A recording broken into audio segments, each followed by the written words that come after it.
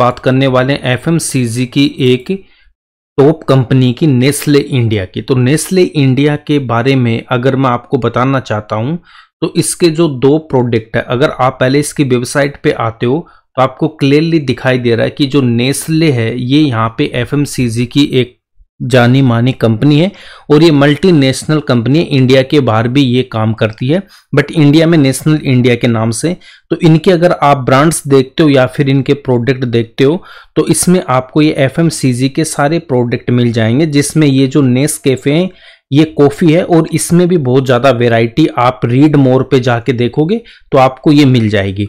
उसके बाद में आप इन सब के ये प्रोडक्ट देख सकते हो। किटकैट, आपने आइसक्रीम, ये जो चॉकलेट आती है किटकैट, ये सब है। फिर मिल्क बार है। इन सब की क्या डिमांड कम होने वाली है क्या?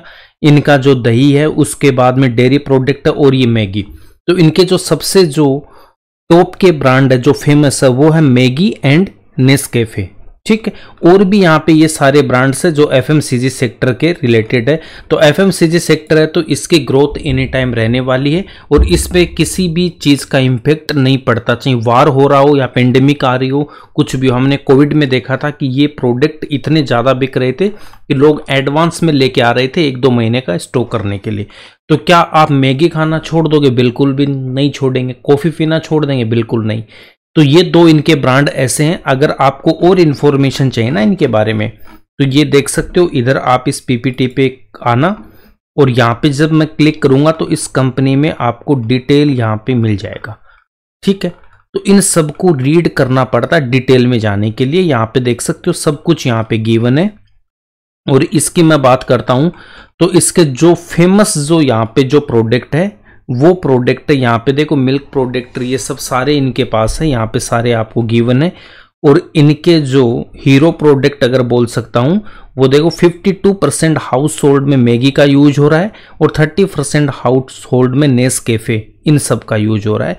तो ये प्रोडक्ट ऐसा, इनकी डिमांड फ्यूचर में रहने वाली है। अब इसके थोड़े से फंडामेंटल अगर मैं देख लेता हूँ तो इसका जो क्वार्टरली रिजल्ट है वो हमें क्या बोलता है। देखो क्वार्टरली रिजल्ट क्या बोलता है हमें कि जून 25 में इसकी जो सेल्स है वो ऑलमोस्ट है 5000 करोड़ और इसको कंपेयर करूंगा जून 24 से तो 4800 करोड़ के कंपैरिजन में यहाँ पे हल्का सा हमें सेल्स में क्या मिल रहा है, यहाँ पे इंप्रूवमेंट मिल रहा है। देखो ये एक ब्लू चिप कंपनी है तो यहाँ पे एकदम से डबल ट्रिपल ऐसे ग्रोथ नहीं आएगी, एकदम कंफर्टेबल रिटर्न ये देगा। ज्यादा इसमें मोमेंटम होता नहीं है ऊपर नीचे, बट ये आपके लिए एक स्टेबल रिटर्न देने वाला स्टॉक है। तो इनकी जो ब्लू चिप कंपनी है इनकी जो ग्रोथ होती है वो भी ज्यादा नहीं रहती है। क्यों नहीं रहती है कि ऑल ओवर इंडिया में लगभग ये एक्सपेंड हो चुके होते हैं और इनका डिस्ट्रीब्यूटर नेटवर्क इतना है कि सारा एरिया कवर हुआ रहता है, तो इनके पास ज्यादा स्पेस होता नहीं है। बट जो नई कंपनी आती है ना तो उसके पास में ज्यादा स्पेस होता है। मान लो कोई कंपनी दिल्ली में है और उसको अगर बेंगलोर में जाना है तो उसके लिए जैसे बेंगलोर, जयपुर, कोटा या फिर लखनऊ, हैदराबाद, चेन्नई, इन सब सिटी में जाएगा तो उसके लिए वो सारे ऑप्शन है। बट जो ऑलरेडी पेन इंडिया में है तो उसके पास इतने ऑप्शन नहीं है ना। तो ये ऐसी कंपनी, ये ऑलरेडी पेन इंडिया में फैल चुकी है तो इनमें ज्यादा रेवेन्यू यहाँ पे ग्रोथ नहीं मिलती है, एक स्टेबल रिटर्न आपको अच्छा खासा यहाँ मिल जाता है। अब यहाँ पे देखो ऑपरेटिंग प्रॉफिट की बात कर लेते हैं तो एक्सपेंसेस थोड़े से यहाँ पे ज्यादा हो गए। बाकी देखो सेल्स देखनी होती है, अगर सेल्स हमारे पास इंप्रूवमेंट है तो ये सारे अपने आप हो जाते हैं। यहाँ पे इन्फ्लेशन की वजह से क्या हो जाएगा, रॉ मटेरियल की कॉस्ट है वो इंक्रीज हो जाती है। आप देख सकते हो 24 में जो 42.35% था मटेरियल कॉस्ट वो अभी ऑलमोस्ट हो गया 45%। तो इसकी वजह से जो एक्सपेंसेस है वो इंक्रीज हो गए। तो यहाँ पे जो नेट प्रॉफिट है वो भी आपको डिक्रीज दिखेगा, यहाँ से कम दिखेगा। बट रिजल्ट इसका बेकार है क्या? बिल्कुल भी बेकार नहीं है। जैसे ही रॉ मटेरियल के जो कॉस्ट है वो कम होंगे और यहाँ पे ऑटोमेटिक यहाँ पे प्रॉफिट इंक्रीज हो जाएगा। और यहाँ पे ये देखो प्रॉफिट मेकिंग कंपनी है तो इसमें हम डाउट नहीं कर सकते, अच्छी कंपनी है ये। सेल्स आप इसकी देख सकते हो। एंड उसके बाद में अगर मैं यहाँ पे देख सकता हूं कि लास्ट 4 क्वार्टर की जो सेल्स है लास्ट ईयर की जो सेल्स है उससे ज्यादा अभी हो चुकी है। देन उसके बाद में जो नेट प्रॉफिट है वो भी लास्ट ईयर के जो प्रॉफिट है उससे हल्का सा, हाँ ठीक है, उसके बराबर आ चुका है। ठीक है, तो सेल्स अगर मेरी हाईएस्ट एवर है तो ये स्टॉक भी आपका ऑल टाइम हाई पे जाएगा ही जाएगा। और नेट प्रॉफिट आप यहाँ पे देख सकते हो, अच्छे खासे इसके नेट प्रॉफिट आते हैं। देन अगर मैं बैलेंस शीट देखता हूं तो यहाँ पे रिजर्व इनके पास है 4000 करोड़ के, जो हाईएस्ट एवर है। इससे पहले इतना कहीं पे भी था क्या? नहीं है। एंड उसके बाद में बोरोइंग यहाँ पे इन्होंने इंक्रीज की है। तो बोरोइंग लेने का रीजन क्या वो हम देख लेते हैं कि CWIP में देख सकते हो आप 11,000 करोड़ है। जितनी यहाँ पे बोरोइंग ली है ऑलमोस्ट उतनी की उतनी यहाँ पे कैपिटल इन प्रोग्रेस में लगी हुई है। तो जैसे ये जो आपका CWIP है ये ऑपरेशनल होगा तो फिक्स्ड एसेट भी ऑल टाइम हाई है। क्लियरली देख सकते हो यहां से कितना ज्यादा हो गया ये फिक्स्ड एसेट।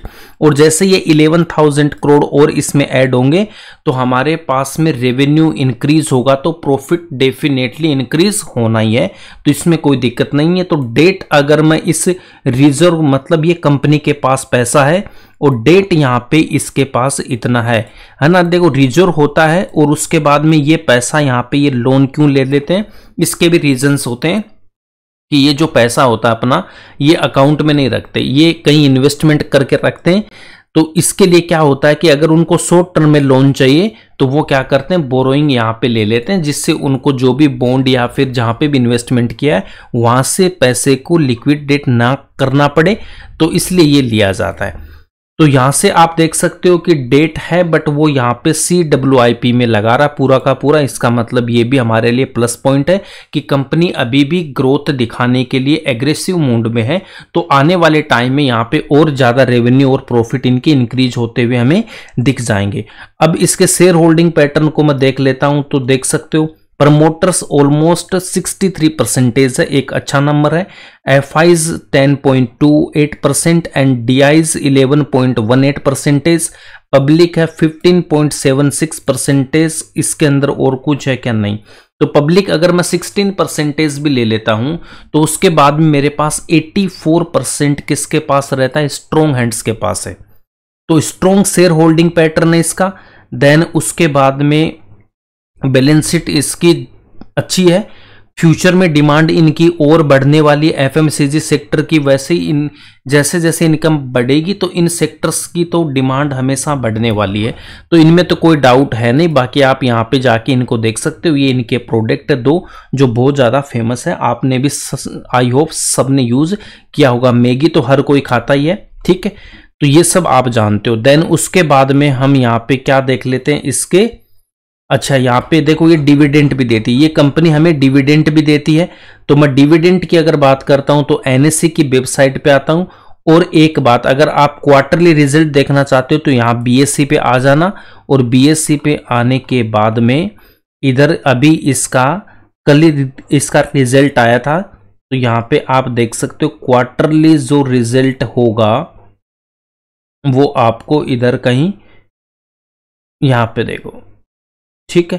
तो इस BSE की वेबसाइट में आपको क्वार्टरली रिजल्ट इनका मिल जाता है। तो रिजल्ट अगर डिटेल में आपको देखना है तो इधर आप इनका रिजल्ट देख सकते हो। क्वार्टरली रिजल्ट इसी में है क्या, देखते हैं, है ना। और ये अच्छा खासा डिविडेंड भी देती है हमें। तो ये क्वार्टरली रिजल्ट इन्हीं सब में आपको देखने को मिलता है BSE की वेबसाइट पे। कई बार मैंने आपको बता रखा है, यहाँ पे आप इसमें आके देखोगे तो आपको ये मिल जाता है इधर, ठीक है। ये तो इसका मीटिंग का था।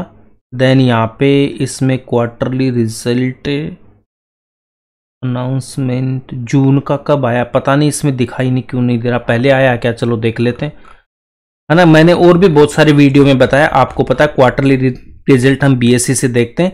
उसके बाद अगर मैं बात करता हूँ इसकी, यहाँ पे आ जाओ, NSE की वेबसाइट से हमें डिविडेंड की इंफॉर्मेशन मिल जाती है। तो डिविडेंड ये कितना देता है, क्या देता है, तो यहाँ पे ये कॉर्पोरेट एक्शन में जब मैं आता हूँ, यहाँ पे देखो, इस पे क्लिक करोगे तो यहाँ पे पूरी इंफॉर्मेशन मिल जाएगी आपको। 10 रुपीज़ का ये डिविडेंड दिया है, 4 जुलाई एक्स डेट थी, ठीक है। और इंटरिम डिविडेंड भी ये देता है। तो अब तक ये कितना ऑलमोस्ट कितना दे दिया, 24.25 इस ईयर अब तक ये डिविडेंड दे चुका है। और 2024 की अगर बात करता हूँ तो यहाँ पे देखो ये डिविडेंड इसने दिया, तो ये डिविडेंड भी ठीक ठाक कंपनी दे देती है। अब इसके हम चलते हैं, इस चार्ट पे आ जाते हैं। अब देखो ऑल टाइम हाई इसने कितना लगाया था, अभी देख सकते हो 2778 और लो था 2110 और करंट प्राइस है 2283। अब यहां पे ये जब स्टॉक ऑल टाइम हाई पे था, उसके बाद ये स्टॉक डाउन ट्रेंड में आता है। देखो जब भी ऑल टाइम हाई पे होता तो प्रॉफिट बुकिंग वहां आनी होती है, तो ये स्टॉक जब ऑल टाइम हाई पे था देन यहां से प्रॉफिट बुकिंग आती है और ये स्टॉक कितना डाउन जाता है वो देख लेते हैं। यहां से ऑलमोस्ट ये कितना 22%, देन उसके बाद में यहां पे 24% तक ये डाउन आता है। और करंट प्राइस की मैं बात करता हूं तो अभी भी ये 18 to 19% डाउन है। अगर ये मेरा स्टॉक ऑल टाइम हाई पे यहां से जाता है तो मुझे कितना परसेंटेज का रिटर्न मिल जाएगा, ये रिटर्न मिलेगा मुझे यहाँ पे 22% का। तो 22% का रिटर्न अच्छा होता है, अगर एक साल भी लगता है तो भी ये हमारे लिए बहुत अच्छा रिटर्न होता है।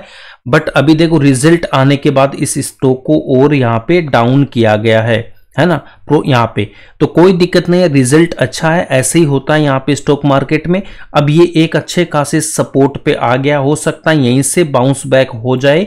अगर यहाँ से बाउंस बैक होता है तो ठीक है, अगर ये इससे भी नीचे और आ जाता है तो ये हमारे लिए बाइंग अपॉर्चुनिटी है, इसको घूम के ऊपर ही जाना होता है। तो 22 या 23% हमें इसमें दिख रहा है। अगर एक साल भी लग रहा है, अच्छी कंपनी है तो हमें ये ट्रेड बिल्कुल लेना चाहिए। बट आपको उससे पहले सारे इसके और भी जितने भी फाइनेंशियल है वो सब आपको देख लेने अच्छे से और अपने फाइनेंशियल एडवाइजर से डिस्कस करके इसमें इन्वेस्टमेंट करना। बाकी एफएमसीजी की टॉप कंपनी है और इनकी डिमांड फ्यूचर में रहने वाली है। तो अगर ये 1 ईयर भी लगता है यहाँ से तो 20-23% अच्छा खासा होता है इस मार्केट में। बट ये इतना टाइम लेगा नहीं, ये 6 to 7 मंथ्स में दीपावली के आसपास हो सकता है, दीपावली के आसपास ये अपना टारगेट हिट हो जाए 20-23% का। ठीक है, तो नेस्ले के बारे में ये था। अगर इस स्टॉक में अगर आप में देखो लो रिस्क, अगर लॉन्ग टर्म के लिए आप जा रहे हो तो बहुत अच्छा स्टॉक हो सकता है आपके लिए। लो रिस्क है, high quality blue chip stock है ये, ठीक है, तो ये एक अच्छा ऑप्शन हो सकता है हमारे लिए। बट ये ट्रेडिंग के लिए भी हमारे लिए बहुत अच्छा ऑप्शन है। अब इसके बाद में आप देख सकते हो कि अब इसमें करना क्या है, ये तो मेरा व्यू था, मैंने आपको बता दिया। बट ट्रेड लेना तो 3% से ज्यादा बिल्कुल भी पैसा इन्वेस्टमेंट नहीं करना है यहाँ पे, ठीक है। तो ये आपकी थी नेस्ले इंडिया, यहाँ पे 23 to 23% के गेन के लिए हमें ट्रेड यहाँ पे मिल रहा है इसमें। तो मिलते हैं नेक्स्ट वीडियो में एक नए स्टॉक के साथ। अगर वीडियो अच्छा लगा तो लाइक करना, ज़्यादा से ज़्यादा शेयर करना और चैनल पे फर्स्ट टाइम हो तो सब्सक्राइब जरूर करना है और अपने फ्रेंड से भी सब्सक्राइब करवाना है। मिलते हैं नेक्स्ट वीडियो में एक नए स्टॉक के साथ। Thanks for watching this video.